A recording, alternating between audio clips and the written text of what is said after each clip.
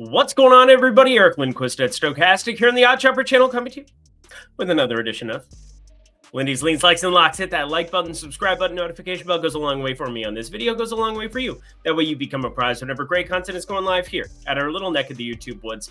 I gotta say, I'm gonna start off this program a little bit differently, purely because I want to say thank you. It's so weird being in this space sometimes because, again, this is something that I would be doing. I would be betting. I would be finding different avenues of betting no matter what I was doing in my life, because I would be doing it if I had a finance job or, an acting job, or if I was doing anything else on planet Earth. I would legitimately still be sports betting because I love it that much. I find it so interesting, so fascinating every single day. New matchups for NFL. You have a week of anticipation in the NBA. You get things that drop on a dime, and you have to be able to react and think on your feet, whether you know ball or you know data. You got to use everything at your disposal. But I got to say, I think I'm in the right spot, purely because I feel as though I've attracted a number of people in our community at Odd Chopper who appreciate what I do. And even when the locks aren't perfect by any means, again, 20-22 now on the MLB season, people in the comment section say, oh, you lose every lock, you suck. Oh, make your leans locks. Or actually, I should just make all of my likes locks, because then you would love me all the time. But again, I try to value things on a scale of confidence. And that was the whole idea of leans, likes, locks to begin with. And I know it's a 17-game slate, so bear with me here. I know it's going to be a longer intro. I'll make up some time here as we go, but just wanted to say thank you, because I had so many kind messages who actually watched the game, who actually realized that Houston had every opportunity, should have won that game going away, but Corey Seager hits a homer, 2-run homer with 2 outs in the 10th inning there. Sometimes stuff happens in baseball, but it is a long game. It is not a short-term game, because I lose, 20 games in a row like those Chicago White Sox or whatever it might be. I haven't done that, thank God, but 21, maybe 22 here as we finish up tonight. But I'm just telling you, I appreciate everybody who is in that Discord and everybody who reached out to me and said, you know what, that was a bad beat. Doesn't feel good. I'm not going to put my tail between my legs. I'm not going to feel ridiculous about a play that I had utmost confidence in, and it felt like we were still on the right side of it and had some reverse line movement against us. I'm not perfect in any regard, and I will much rather be the person who is upfront with you and honest with you. But I post my betting tickets. I'm constantly talking about bets in the Discord. I try to be as accessible to everybody as possible. DMs, reaching out on programs, try to be on as many different things as I possibly can, because I love this industry and I love sports betting. It's a lot of fun. It is a huge rush, but it's also very data centric, and I kind of love everything about it here. So we're going to get back on track here. 17 games.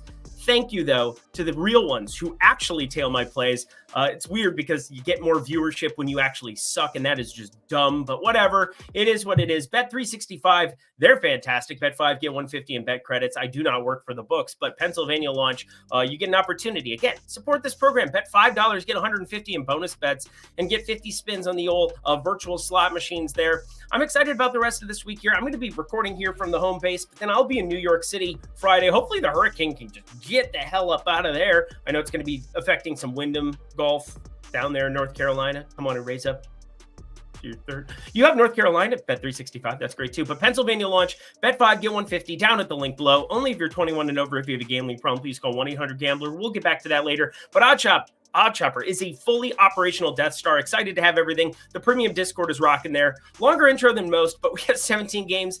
I'm going to speed this one up purely because I know how much information I need to get out of here. Producer Jacob, let's get to the picks.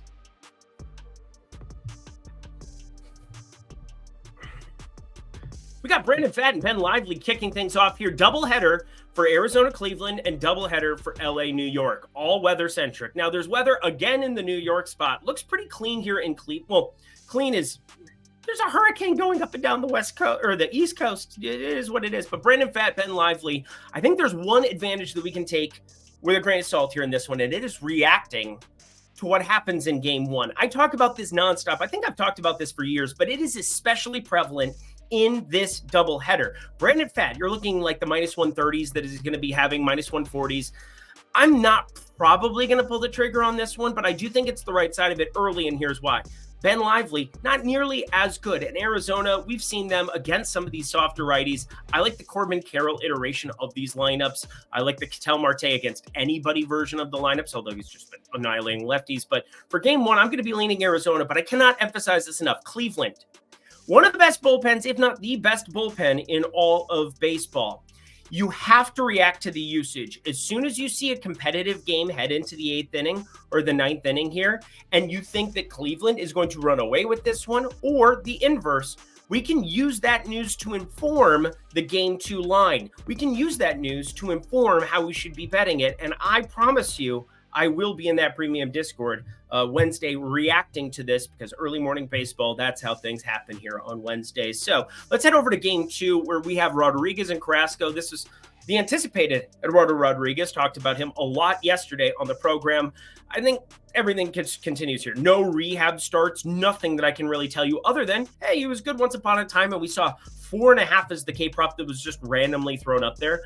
I still don't think I want to short it. I have no idea what his pitch count's going to be. I have no idea if it's going to be limited even further, because maybe he warmed up today, although it did get called pretty early there, early-ish. They didn't like wait it out and let the evening progress here. But Carlos Carrasco, he is not my favorite back, but there's no doubt that he's going to be a heavy favorite when this number drops. This number is the one that we are waiting on, whereas we have the minus 135, kind of the prevalent number, plus 115, the prevalent number on Cleveland in game 1. So in this spot, I am far more interested in the Cleveland money line, but I'm going to call it a lean like. And here's why. We are going to get plus money here, and if you can get on that, and you know that they have that entire bullpen intact for game 2, I want Cleveland. The inverse is probably true if they utilize it up in game 1. I'll back Erod probably blindly in some capacity. So it's really weird because, for me, I never want to like put, hey, I'm going to possibly play both sides of it. That's always stupid. But if you have questions about this or my process on how I handle doubleheaders, hit me up at Eric Lindquist. This is something that I'm going to cover. I'm going to probably start up a chat in the premium Discord as well, just to kind of talk through the process of it. But Gaddis and Clase and these dudes, they just matter so damn much when you're handicapping individual games where, yeah, they wouldn't be utilized till the end of it, but knowing that they're waiting in the wings, knowing that they have that utilization coming up there, that's a huge deal if you're getting like plus 120, plus 130 here on the Cleveland side in a ballpark against Erod, who is a gigantic question mark. Good talk. Glad we had it. Tons of talks about games that I don't have plays for yet, but that's kind of true here as well. We got Minnesota, Chicago, and my God, oh God, 4-2 in that one here in the 5th inning, about to probably go 5-2 here as I'm watching, Bush go up to the plate here. I just need Margot to not get a hit. 0-2, ended up betting plus 185. That was posted in the premium Discord. He's 0-2 right now as we are about to get his 3rd plate appearance, I think, going up against Shota Imanaga. I thought that was kind of an asinine line, but we'll see if he can get it through for us. I probably just jinxed it, but I'm not superstitious in that way. Joe Ryan, Javier Assad, we got them going here in this one, and this is probably just looking at the same thing under. It's not as crazy of wind, 30 miles per hour on Tuesday. Looking around 15 to 18 miles per hour is kind of what windfinder.com is showing me over for the Wednesday iteration of this game, but I went through a ton of maturations of it. I know we saw more runs than expected here in this spot. Have the 6.5. I think that hook is about to go way away here. Oh, Pablo Lopez looks like he might get out of this. Not getting any swing and miss. I have no idea what's going on with Pablo Lopez because he's been extremely unlucky. Expect ERA way low, ERA way high. Sometimes dudes just, there's inexplicable stuff. Or maybe he's a bad person. I don't think so. He seems like a nice guy. I like him. Not today, though. Anyway, under 7. I'm going to call it a lean. We're going to go to the next game. Speaking of the struggle bus, Jordan Alvarez. Anyway, Yusei Kikuchi versus TBD. Now, TBD, yeah, you know me. We're down with TBD. Yeah, you know me. I think there's a couple of different options that Texas has here in this one. I think they could go to a bullpen style type game, but I think Jose Urena probably gets the ball. He's pitched much better. I mean, it's impossible for him to pitch worse than he's been in previous years.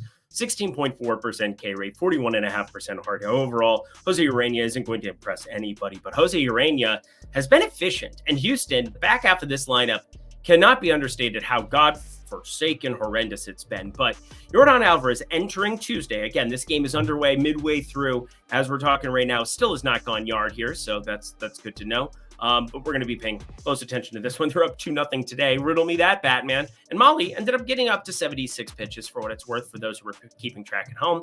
But Jordan Alvarez was getting walked incessantly in that game that we bet, obviously, the lock Can't do much about that one, but we can do something here where we could maybe look at a home run and a walk combination style play where you kind of take the quarter unit, you put it on the homer, and then you kind of cover your bases where you just don't want Jordan Alvarez to come up with like first base open ever at this point in time. If there's a dude on second or third, and there's like one out, you can almost guarantee in late game scenarios, they're just go ahead and pass go. Collect $0 or lose money in our circumstances if he doesn't get walked in this spot. But Jordan Alvarez hasn't hit home run like a month. It's time. He is so unbelievably due. And against Jose Urena, who has been a bad righty until this season, I would be willing to roll the dice at anything better than plus 250. We got Mr. Dean Martin. We got Mr. Joey Estes here. And square play, very square play here, but I got to at least entertain it here. 21 games that they have lost in a row. I repeat, this game is getting underway here. And as of recording here, let me just see. Yep, we're still got zeros on the board. Cool. All right, so they're just getting going. But Dean Martin, Joey Estes here. I still think that we're going to have to play this one by ear. Minus 225 is absurd. Absurd. But minus 102 here on the run line and an 8.5 total when you talk about the range of outcomes of the game, I can at least entertain. Now, I don't think it's coming down, but I'm just like on the fence with this one so hard where it's like, what else is going to show up on the card? I'm sure I'm going to have extra prop exposure because I always do. I'm sure I'm going to run into other plays, in the home run department or things of that likening. Strikeouts, we got to see Luis Gil. We'll talk about him later. But I think Oakland on the run line is at least interesting at minus 102. I would not be betting this outside of minus 105 for what it's worth. So either this is going to buoy back to like around even money or inside of it. We'll see how tonight plays out. And that's kind of what I'm waiting to see. I don't want to pull the trigger on this one yet, purely because it is an asinine price. Again, the money line isn't even going to get looked at here on my side. And Estes has been all right. Like, I don't completely think he's a gas can, but working through some of the metrics, I couldn't pull the trigger on it here yet. Going to see if this comes back to even money. If I have to pass, I have to pass. But lean like, if you want to play it, it's actually positive EV as it stands right now. One more doubleheader, and then we are smooth sailing, I think. I repeat, more weather in the forecast for New York. And I know this because I'm looking at the 7-day forecast. I'm going to be in New York on Friday, no matter what. Going to be hanging out with the boys. Going to be, boys trip out New York. Yeah, let's hang out. And then my sister-in-law wanted to grab dinner one of those nights too. We won't talk about that. I love her. She's fantastic. But anyway, Dyson Daniel, Luis Gil, we're going to be running back the same pitching combination that we were talking about the other day. Again, Davis Martin. No, that was White Sox the year before. But yeah, in this one specifically, not looking at the Daniel side of things, he's probably going to get pummeled if this game plays. But the same thing exists here. And I'm going to call it a lean like because I did like some of the opening numbers that people were sending me. I know that some people only have exposure to one book, whether that's Florida with Hard Rock, whether that's Maine DraftKings, a lot of different spots across the country where you can only play one sports book, where it's a little bit of a monopoly. And that's unfortunate because a lot of the way that I do things and most people should be doing things is by having access to as many sports books as possible. Even having like Underdog and Prize Picks is a huge, huge deal to at least give you some competitiveness, at least give you some opportunities to jump into the prop market and find yourself some positive EV plays or some discounted squares or things of that nature. Again, it definitely makes sense to have as many as possible. So in some of those states, it does behoove you to try out Pick 6, which is my favorite site to be playing on. DraftKings Pick 6, Prize Picks, Underdog, any of those as well. So I wanted to throw that in. But of course, all the analysis still remains from yesterday. Luis Gil, I expect things to get back on track for him. The 11.2% walk rate, we're going to see that kind of maintain. You're going to run into bad starts from time to time, but the range of outcomes is high against an Angels lineup that likes to strike out a lot against righties. That's game one.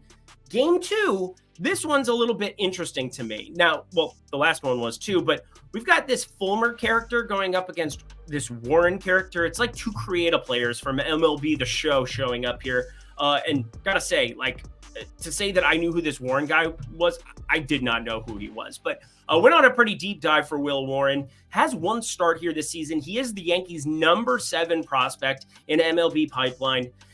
And it doesn't look good on the surface. 6.75 ERA. He gave up 4 earned and 5 1/3, but got a little bit unlucky. 2.81 expected ERA. A couple of singles that found the gap, and that just kind of led to a flood of runs. And when a lot of times that just finds the shortstop and you're fine. But I do think that we want to be attacking this game if it plays clean, or again, based on bullpen usage from that first game. Luis Gil, the much better starter. I expect 6. I expect that K-Ladder to be very much in play. So I think the Yankees on the run line are probably going to be where I go back to here. Obviously, they are ridiculously a fully operational Death Star. Man, it's just absurd now with Jazz Chisholm in there. And Carson Fulmer likes to give himself up some hard contact. He's been in the league forever. He was a first rounder, top 10 pick, number 8 in 2015. He's been around the block. There's a reason a lot of you don't know who he is, though. He's not very good.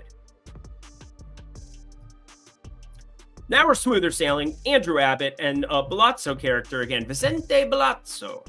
It's a fun name to say. I'm sure I said it wrong. But anyway, we've got ourselves a doozy here. And I split exposure. I ended up going money line and run line there on the Cincinnati side. Again, had some hiccups trying to upload everything over into that. Was on VSiN talking about this place, so you know it exists. They do exist. But Andrew Abbott and this Palazzo character, I think I'm going to be looking at splitting exposure again in some capacity. So I put a smaller than normal, less than a half unit play on Cincinnati. It's like 0.3 something, but whatever. The whole point is that I want to attack the run line as well, because I think that playing both of them in a ballpark like this where the run line's a little bit thin, plus 106. You're only getting a 68% difference between the best available lines right now. But I do think the money line is at least in play. And I know how many of you don't like to do minus 162s is just like 162 to win 100 type plays. Very aware of that. Totally aware. I know my audience. But Cincinnati on the run line, it's a little bit thin at plus 106, plus 110. That is kind of what I'm looking for here. If it doesn't show up, happy to add a little bit to the money line if it sticks around that number, but otherwise we're going to be just rolling with this one. Abbott, the much better pitcher, and I repeat, Miami is not good. We have to expect a negative regression. By the way, it got bet down 30 cents. We got a massive discount. Glad we called that lean like yesterday. This time we're going like and lean. Weird times to be alive. Friends, one more time, Pennsylvania, you just got Bet365 live in your state. It's also in like North Carolina, Iowa. I know that it's over in Arizona. I know that it's in so many different great states. Bet365 starting to take over a little bit of the space here in the United States because it's a fantastic spot to be betting at. You can find out for yourself. You bet $5, you get 150 in bet credits. That's an unbelievable deal. So if you're looking to join another sportsbook, and again, you should be joining as many sportsbooks as humanly possible. What I do is really predicated on having access to as many as possible and finding the best lines every single day and betting those. That saves you so much money over time. I know it might seem like coupon shopping to some people, but how does 150 sound in bonus bets in your account just by betting $5? I think anybody's going to agree with that ROI being pretty darn good. So sign up for that down at the link below, only for 21 and over. If you have a gambling problem, please call 1-800-GAMBLER. Back to the picks we go. Don't you know you're riding with the king? Sure am. We're going to be going up against Marco Gonzalez, who, Seattle days, any days, I've not been a fan of Marco Gonzalez. I feel as though he's just always been like the face on the dartboard that I've been throwing at. I wouldn't say that I despise him. Just doesn't have any strikeout stuff. Really no redeeming qualities as a pitcher whatsoever, other than he has a left arm and he throws baseballs in the vicinity of the plate. But 526 expected slugging so far this season, 43% hard hit. And Michael King, 30.5% hard hit, 28% K rate, 5.6% barrel percentage. This is just kind of a misprice to me. I don't know what I'm missing other than Pittsburgh's pen's been okay. Obviously, I repeat, I lost him. Well, it was an imaginary bet with that lefty, Mr. Aroldis Chapman. I did not think there was any world on planet Earth where he was still going to be in a Pittsburgh uniform after the trade deadline, starting at the beginning of the season. But here we are. They got themselves a little rotation. That Paul Skeens guy is pretty good, but he's not pitching. So Michael King, minus 138. Again, I know some of you don't want to be laying minus 138 to win 100. You're looking for your plus money spots. I get it. But you just parlay it with Cincinnati, then and call it a day, okay? Cool. Good talk. Glad we had it. San Fran and Washington, Blake Snell, Jake Irvin. Again, there's a couple of different maturations of pitcher that we get from the San Francisco side. I've seen a couple of books listed differently, but I think it's going to be Snell and Irvin, and Snell coming off of a little no-hitter. He's pretty good. Talked about a lot of his improvements on this program, but it can't be understated how much better he's looked since coming back off the IL. 31% K rate, 268 xWOBA. Across the board, just elite stuff. Actually better underlying stuff than his Cy Young caliber season, but he won't win the Cy Young because he was not around for most of this year. As for Jake Irvin, he's had an improved year, but he's regressed towards the mean, or the mean for him. He's never been like that dude, but 40.5% hard hit. I know the 3.56 ERA, people always want to point to that and say, oh, he's so good. He's so good. But a 3.96 expected ERA, not great. Pretty hard hit. And when it gets hit, it is really hard hit. 115.6 mile per hour, max exit velocity, a little bit different. Now, exit velocity on the average is down year over year from last year's 2023.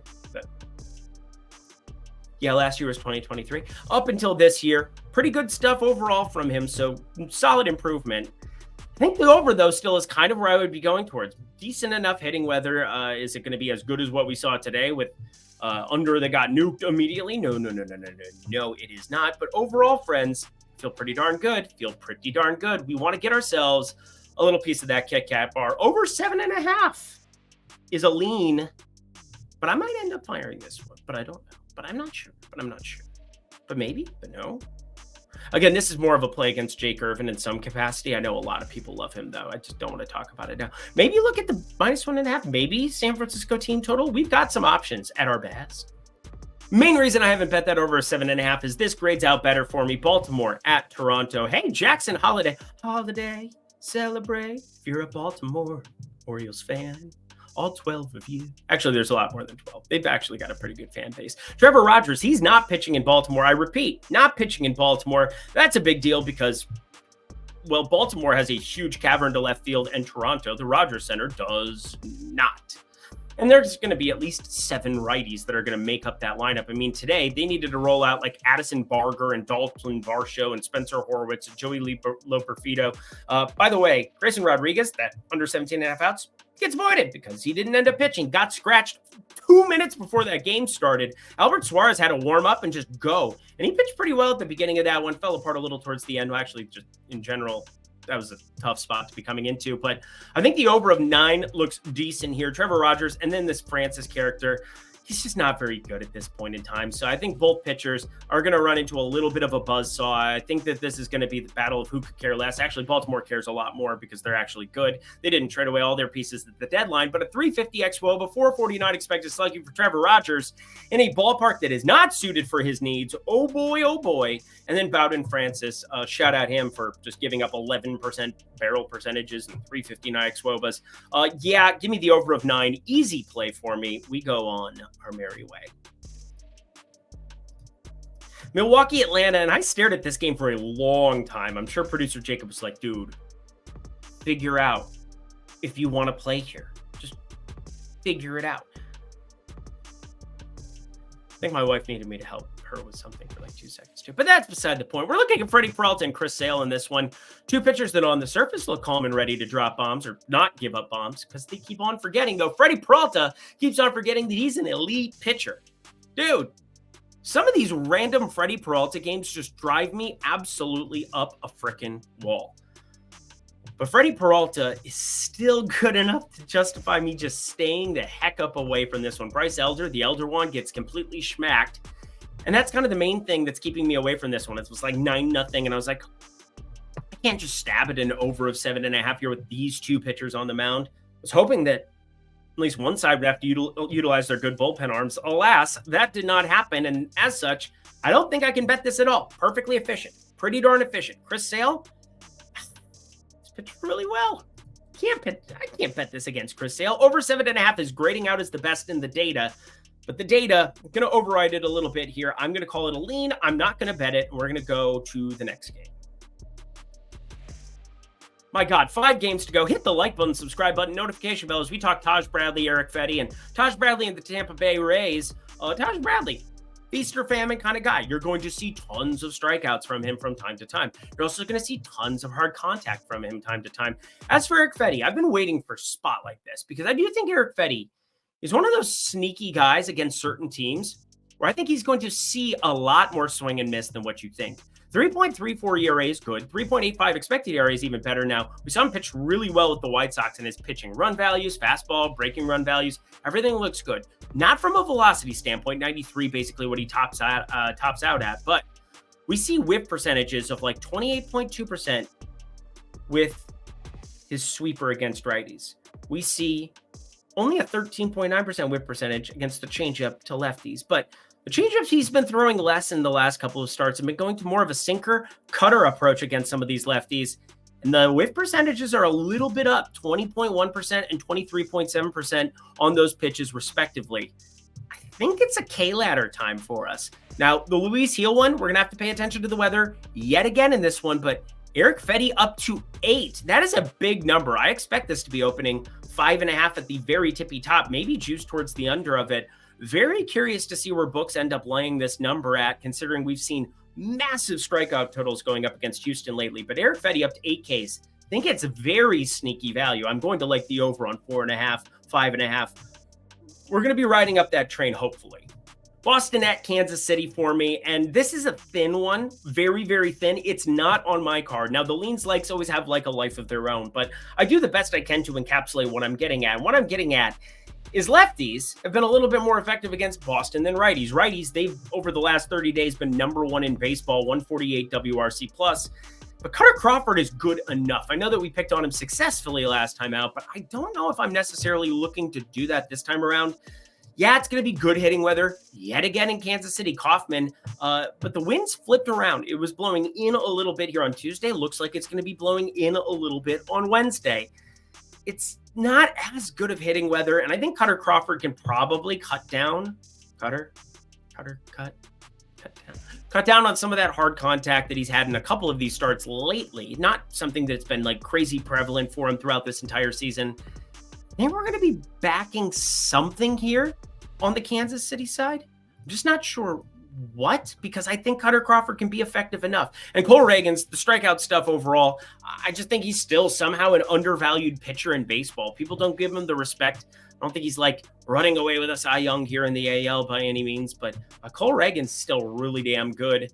It's just kind of a thin number. So if you're looking for something else, like let's say you wanted to play Cincinnati individually on the run line and you wanted to go San Diego money line, but you don't want to lay minus 140, I'm okay. Not a huge parlay proponent in that regard, unless, you know, you're forced to, but Kansas City money line lean like, I would like to see better than minus 140, minus 135.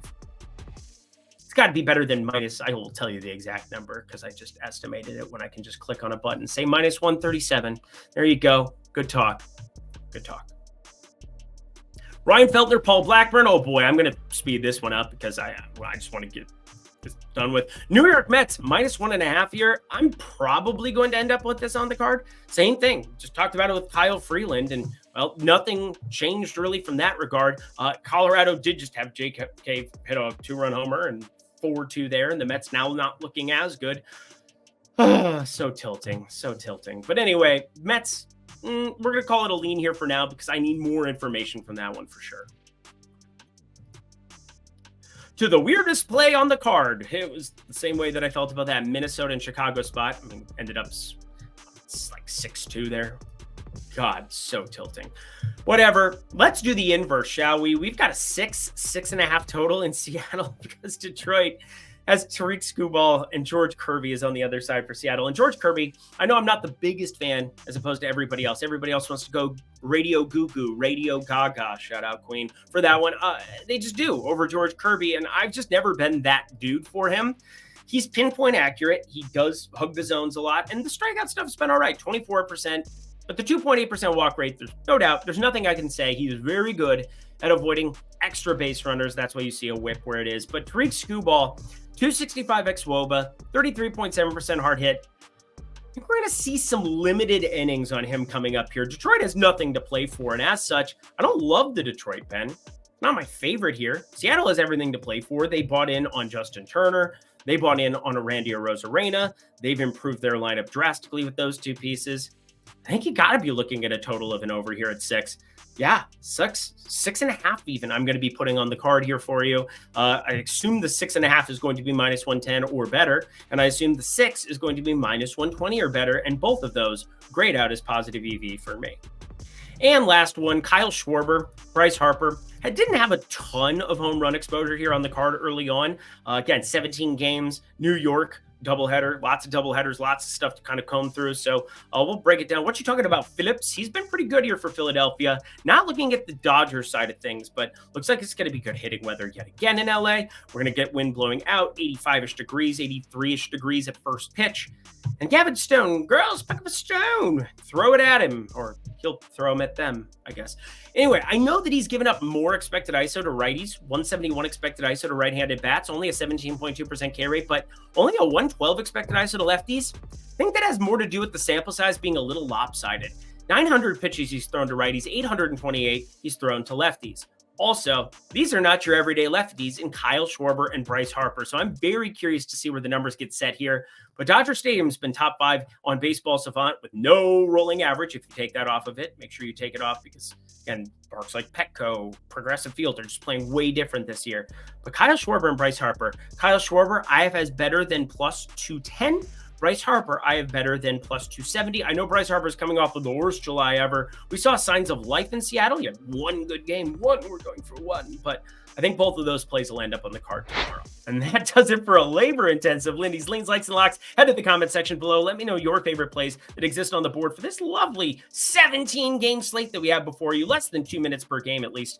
Tried to break it down as fast as I could for you, give you all the information and recent information and prevalent information. And also, I had a long intro because I needed to talk about that. Thank you again to everybody for watching, for observing, and also for appreciating the likes that have been absolutely smash-tastic, the home runs, which have been bomb-tastic this entire season, and I promise the locks by season's end will be in the green. Thank you, producer Jacob, for always being by my side on days like this that take forever. Until next time, I'm Eric Lindquist. Best of luck in the MLB streets on Wednesday.